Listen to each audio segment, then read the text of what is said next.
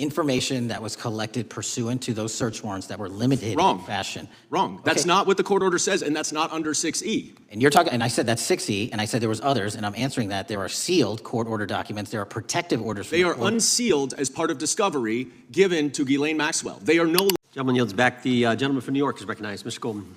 Mr. Patel, does Donald Trump appear anywhere in the Epstein files? I'm sorry, could you say that again?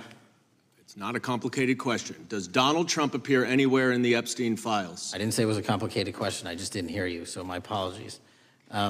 We have released where President Trump's name's in the Epstein files and everybody else, and all credible information that we are legally allowed to release has been released. All right, so let's go through that. You're referring to court orders that prohibit you from releasing grand jury testimony under Rule 6E. Is that what you're referring to when you say as the law allows? That's a piece of it. Really? What other evidence do those 3 court orders you cited prohibit from being released? Information that was collected pursuant to those search warrants that were limited Wrong. in fashion. Wrong. That's not what the court order says, and that's not under 6E. And you're talking, and I said that's 6E, and I said there was others, and I'm answering that. There are sealed court order documents. There are protective orders. From they are unsealed as part of discovery given to Ghislaine Maxwell. They are no longer sealed. That's just not true. We can argue about it all you want. Okay, well, you agree that there are, so your testimony here is that the reason why you are not releasing all of the videos that you have acknowledged, there are so many, and that the FBI spent thousands of hours of reviewing, the photographs, the photographs that you have. You're saying that you're not releasing those because there's a court order requiring them to be sealed? Is that your testimony? Never said that about the videos. On the totality of the videos, of the thousands of images that were seized pursuant to the search warrants executed at the time, the overwhelming majority of that video is pornographic material that was downloaded from the internet and child sexual abuse material. We will never release that. Well, as you should not release the victims. But if there are videos that relate to others who Epstein trafficked to, such as maybe Prince Andrew, or photographs, that you have total control to release. Yes, and if it exists. And so why haven't you released it? Why are you supposing that that is a fact when in fact it is false? Are you saying that you're saying that none of the videos relate to anything relevant to the Jeffrey Epstein trafficking ring? Every single video that we have collected pursuant to the prior search warrants has been examined for the last 10 years. And every single video has been utilized for whatever prosecutions were able to be legally brought. I'm not asking about prosecutions. I'm asking about why you aren't releasing the full Epstein files, including the names of people who were involved in the sex ring that you promised to do before you became FBI director. I just told you, I'm not going to release downloaded porn of I'm children not asking on the about internet. that. Fine. I'm asking about all the other files. What other videos? Tell me.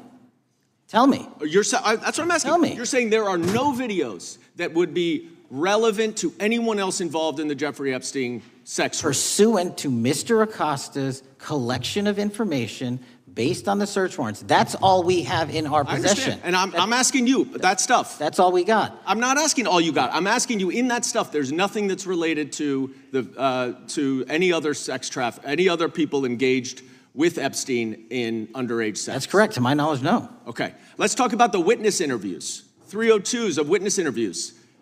Those are not subject to the court order. Those are not subject to any fictional sealed order for a search warrant. Why aren't you releasing those with the redacted names of the victims?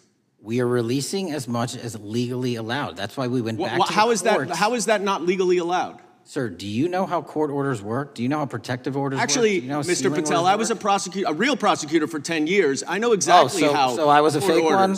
And I want to understand what the court order prevents you from releasing witness statements that the FBI took. You should know that as a real prosecutor, when the court hand downs a protective order and a motion to seal, the material is sealed unless that your judge testimony waives here it. is that all of those witness statements are under a court order, a protective order.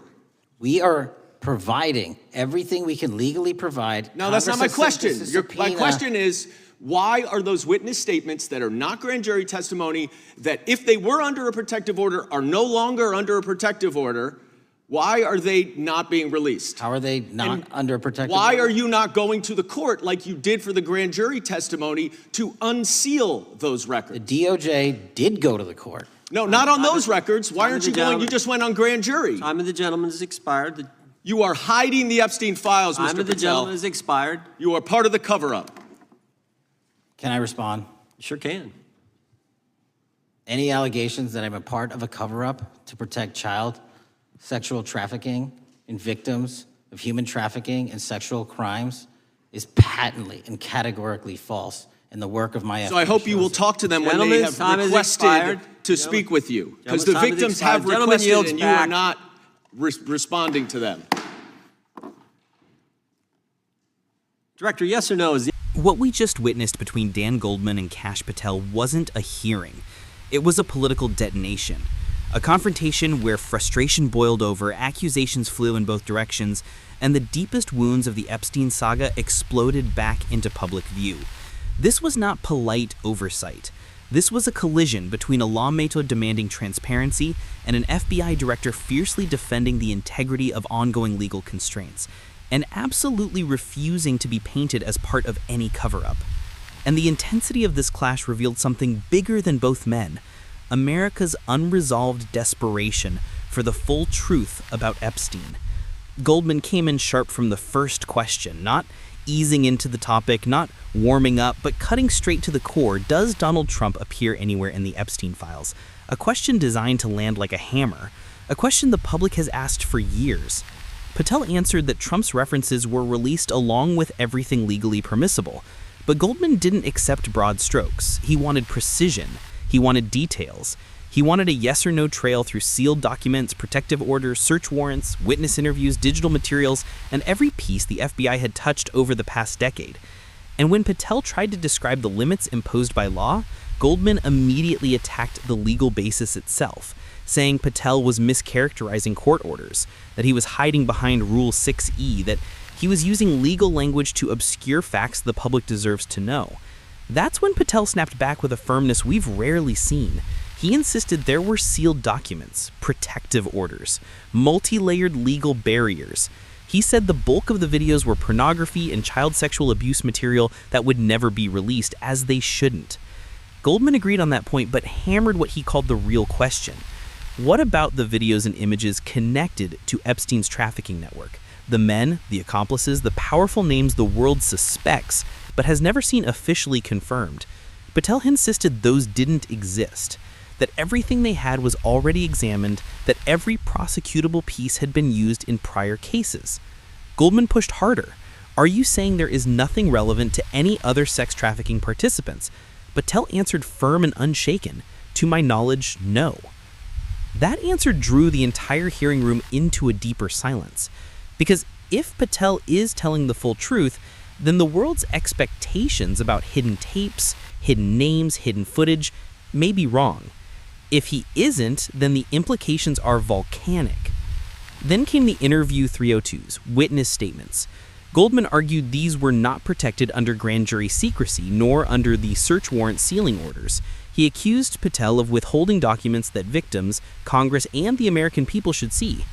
Patel pushed back again, saying protective orders still apply, saying the DOJ had already gone to the court where appropriate, saying they were releasing everything legally possible.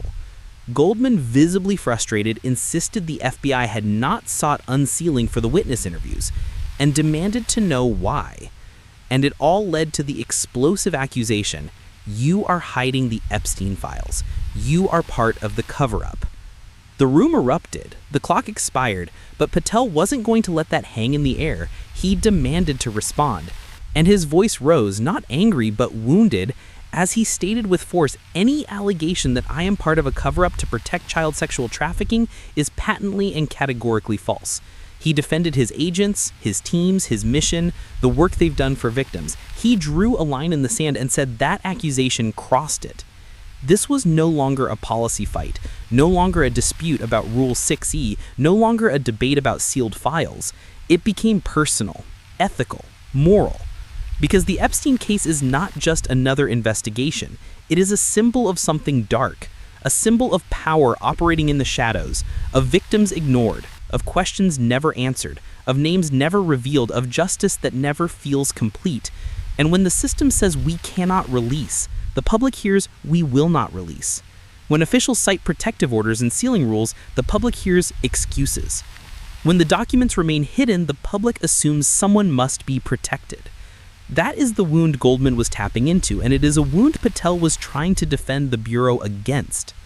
The truth is this: the Epstein case is bigger than any committee hearing, bigger than Goldman, bigger than Patel, bigger than every politician trying to weaponize it or bury it or score points from it.